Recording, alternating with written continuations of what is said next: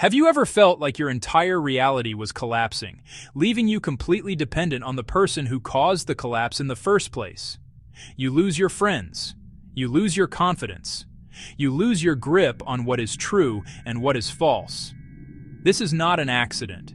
It is a simulated survival scenario, a psychological apocalypse designed to isolate you. When a manipulator systematically destroys your external support systems, they plunge you into darkness. And in that total darkness, they position themselves as the only light source. They become the apocalypse lantern. You stop trusting your own eyes, your own memory, and your own instincts. Instead, you rely entirely on what their lantern illuminates for you.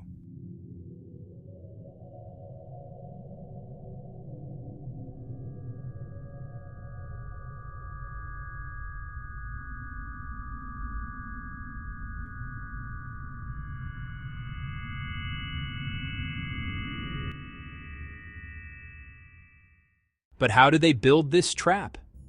They don't do it with physical walls. They do it with vocabulary. Welcome to the Shadow Script. Today, we are analyzing the linguistics of isolation. We are going to look at 3 syntactic weapons manipulators use to trap you in the dark, and how to survive by mastering the art of translation.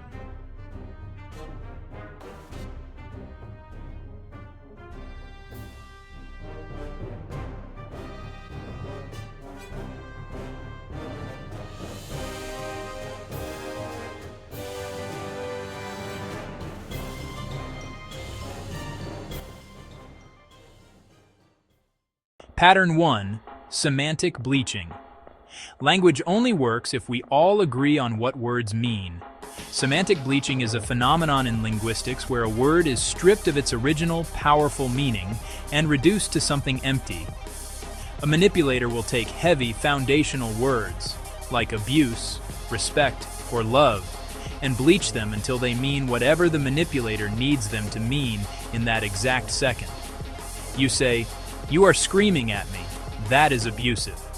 They reply, "I'm not abusing you. I'm just passionate.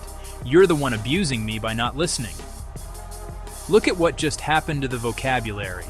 They took the word abuse, emptied it of its actual definition, and weaponized it against you. When the definitions of words constantly shift depending on the manipulator's mood, you lose the ability to describe your own reality. You are left speechless because the very tools of communication have been dismantled. To survive this, you must act as a translator. You cannot accept their bleached definitions. You must mentally translate their words back into objective reality. When they say passion, translate it back to aggression. Anchor yourself to the true definition of words.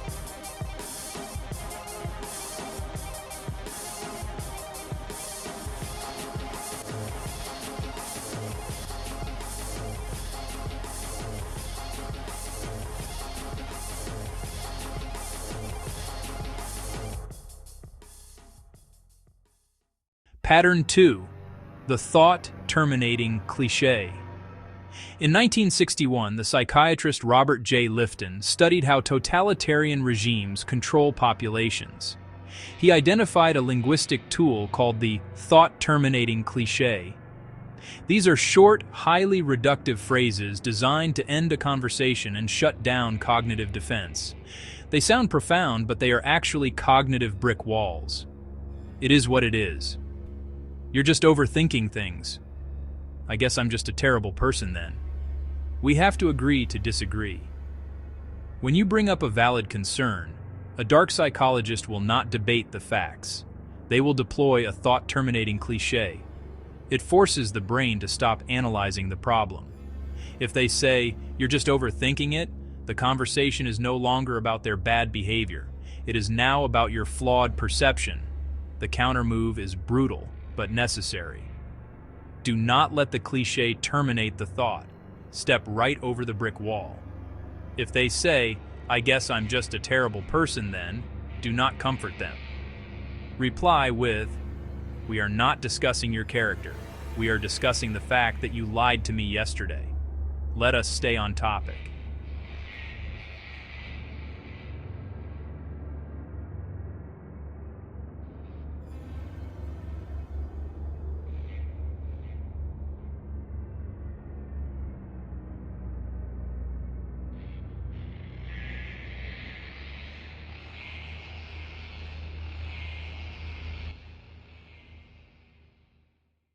Pattern 3. Malicious presupposition.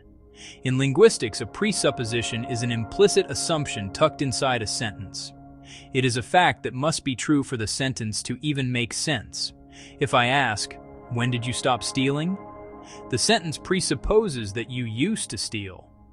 Manipulators are masters of hiding false realities inside grammatical presuppositions. It sounds like this. Why do you always try to ruin the evening? Are you going to be overly sensitive about this too? Analyze the syntax. They aren't asking if you are ruining the evening. They have structurally baked your guilt into the foundation of the sentence. If you answer the question, "I'm not trying to ruin it, I just wanted to talk," you have already lost. You are defending yourself inside the false reality their lantern illuminated. The counter move to presupposition is extraction. You must extract the hidden assumption and destroy it. You reply, "I reject the premise of your question. I am not trying to ruin the evening. I am trying to resolve an issue."